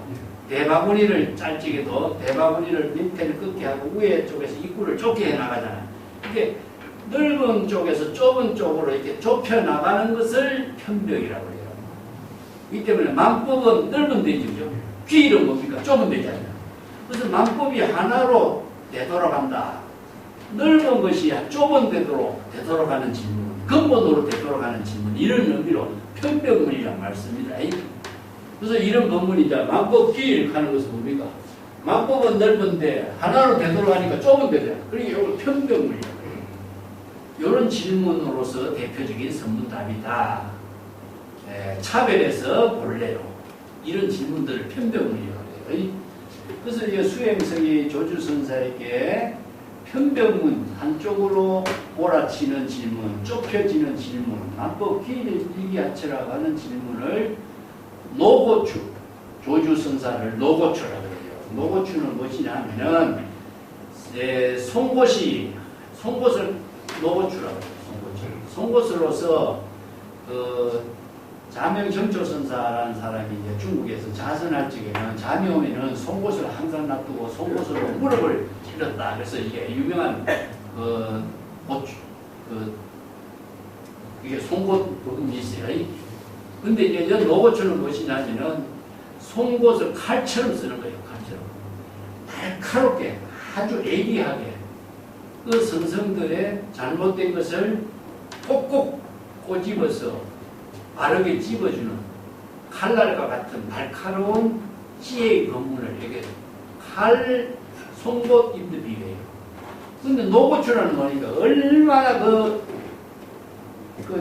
송곳을 많이 사용했으면은 송곳 사용하는 것이 노련배가 붙은 거예요. 이게 노련한 송곳을 사용하는 사람, 지혜를 쓸 수 있는 사람, 이걸 이제 고성을 존경해서 붙이는 말이에요. 노고추. 이 말씀. 또 한고추라고 했어요. 참 재미난 표현들 쓰죠. 한고추. 한간 노인을 한고추. 그래서 유마거사 같은 사람을 비아리성의 노고추라고. 중국 선생들은 유마거사가 너무나 뛰어난 법문을 잘해서 비아리성에 사는 노고추 이렇게 평가해요. 참 재미난 표현이죠. 여기서 노고라고 하는 말을 쓰는데 노고는 존경의 의미를 씁니다. 존경의 의미를 쓰고 존경한 추는 무엇이냐? 방편의 지혜를 자유자재로 날카롭게 사용하는 선성을 이렇게 해서 그래서 합쳐가지고 노고추는 이게 스승을 존경한 의미로 이렇게 쓰여요. 그래서 여기에는 조주선사는 정말 훌륭한 지혜를 부족한 노련한 선생이다. 그런 의미죠. 종묘록에도 이런 말 가끔 쓰고 있는데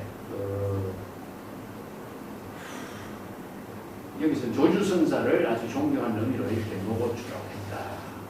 두 번째는 칠근 삼중 기인지요. 여기서 조주선사가 대답한 말이 뭐죠? 나는 청주에 있을 적에 한 벌의 장삼을 만들었는데 무게가 7건이었다. 이 대답을 갖고 이 개성을 엎은 거죠. 7건의 장삼의 무게를 대답한 조주선사의 이 말을 얼마나 많은 사람들이 제대로 알 수 있을까? 이 조주선사의 이 대답을 제대로 알 수 있는 나무 갖춘 수행성들이 얼마나 될까? 이런 뜻이죠.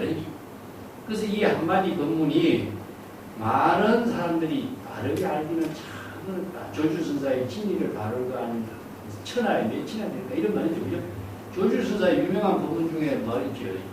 여하시 조사 설레이 있고 조사가 서쪽에서 온 뜻이 뭐라고 했죠? 대답을? 네?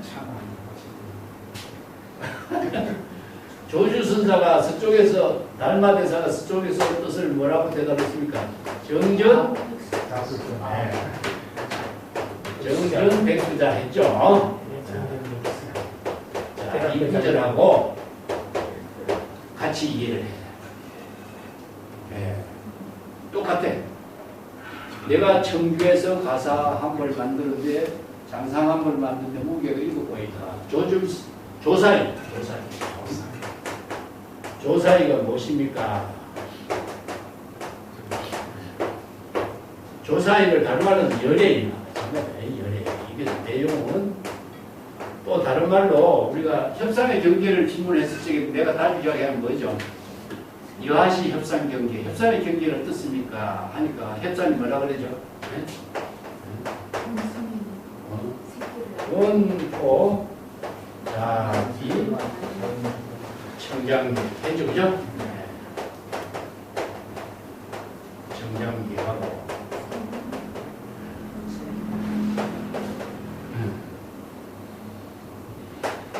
조항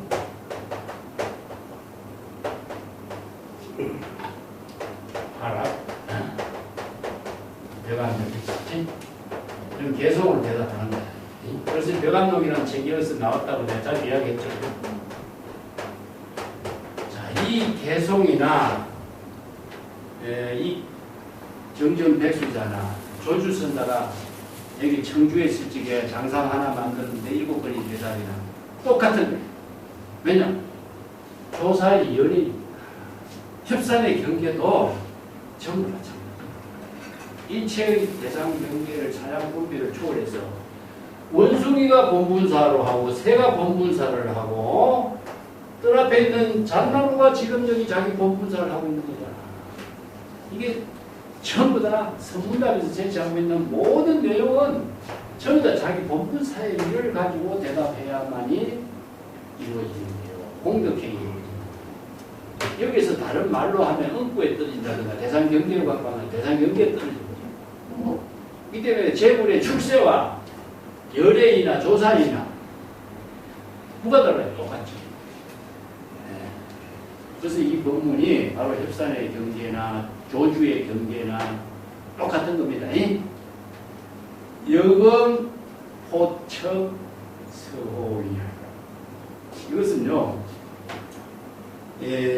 설두 중현선사가 위에 두 구절은 이 서문답을 갖고 이야기했는데 세 번째는 내가 지금 여기서 조주선사가 그 장상 한 벌 만들었다고 하는 그 말을 나는 서호, 여기 설두 중현선사가 서호 강변에 살았어요. 그게 서호라고 하는 중국의 큰 호수잖아. 예. 그게 된 동종. 그 호수에 옆에다가 집어 던져가지고 가산이 장산이니 7번이니 한 번이니 자치 흔적도 없이 다 그냥 날려버리겠다. 이게 설도가 지금 조주의 법문 그 자체의 흔적까지도 없애버린 거예요. 이 설도라는 사람 대단한 사람이죠. 뭐 조주는 그때 장상한불 갖고 본부사의 묘용을 펼쳤지만 본부사의 묘용의 설도의 입장에서 볼 적에는 그 의미 없는 거잖아요. 이게 나는 그런 장삼이 나한테 필요 없는데 그걸 내가 언어의 문자로 대장 연결 둘 필요 뭐가 있어? 이게 설도는 서호의 강물에다가 집어던져요.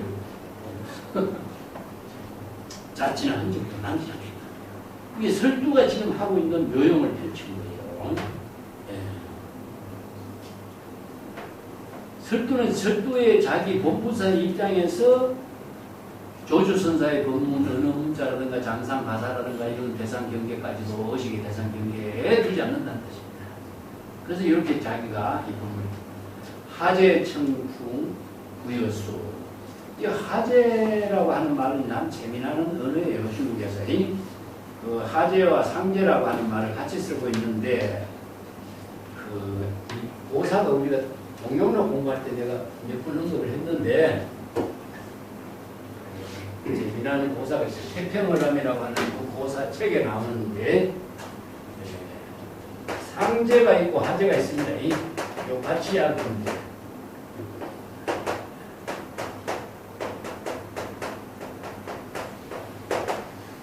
상제는 이제 뭐라 그럴까 동남풍의 바람이라 그래요. 물건을 싣고 올라가는 동남풍의 바람을 상제라고 합니다.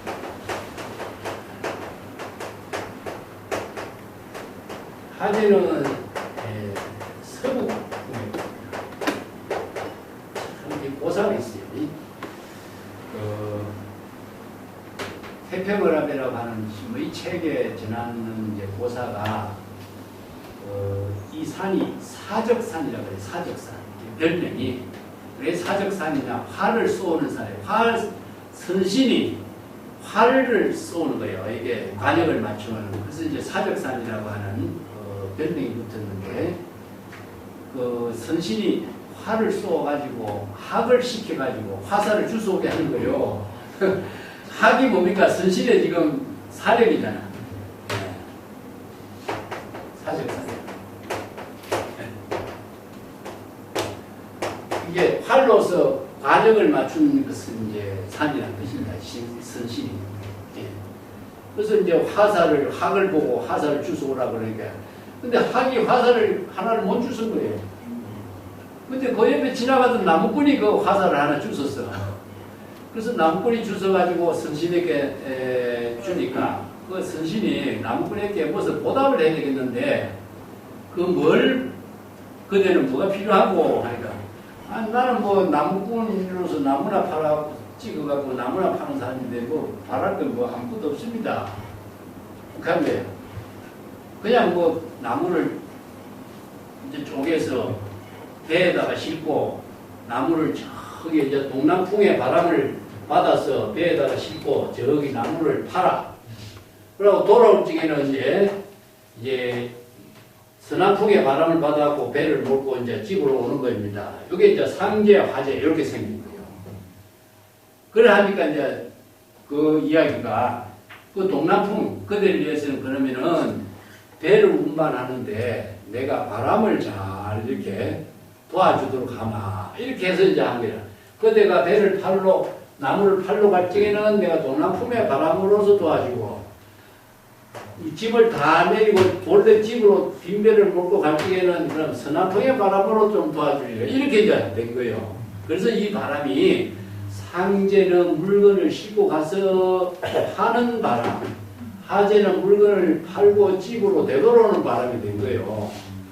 그러니까 뭡니까? 바로 상구본이 하와중생이죠. 그런 입장으로 이것을 여기서 응용해서 쓰는 거예요. 이 고사를. 이게 배에다 물을 잔뜩 싣고 물건을 팔러 가는 것은 상제가 되고, 물건을 다 팔고 빈배로서 서남풍의 바람을 받고 선선히 만약에 얼마나 상쾌하고 기분 좋게 집으로 되돌아오는 것 때는 이게 하재입니다. 그래서 하재의 바람이 청풍이다. 그래서 이 고사가 있어요. 하재의 청풍 바람을 가지고 상쾌하게 집으로 되돌아오는 그 경지, 이것을 누구에게 붙여볼까? 그래서 이제 청풍이란 말이 뭐겠어? 바로 풍류잖아. 최상의 깨달음의 경지, 환희의 세계, 즐거움, 이게 범락을 이루는 세계가 청풍이야. 이 가을 바람을 청풍, 금풍이라고 하는데 여기서는 모든 집을 다 내려놓고 이 서남풍의 바람을 받고 집으로 가벼운 마음으로 돌아오는 그 한가로 열반 해탈의 범락을 이룬 경지, 이걸 여기다 비유한 거예요. 그것을 누구에게 전할까? 이 조주선사, 그 깨달음의 경지를 누구에게 전할까? 이걸 이제 비유해서 이렇게 설한 거예요. 이게 참 이런 고사들을 이제 이 법문들이 조주 어록에도 이것을 언급을 해요. 이 조주 어록에 있는 법문을 언급해가지고 설주중현선사를 개성에다가 이렇게 응용해서 읊은 거예요. 이런 고사를 중국 사람들은 참 자유자재로 이렇게 마음대로 써서 이 묘미를 살려주고 있잖아. 그죠? 자, 오늘 여기까지 합시다.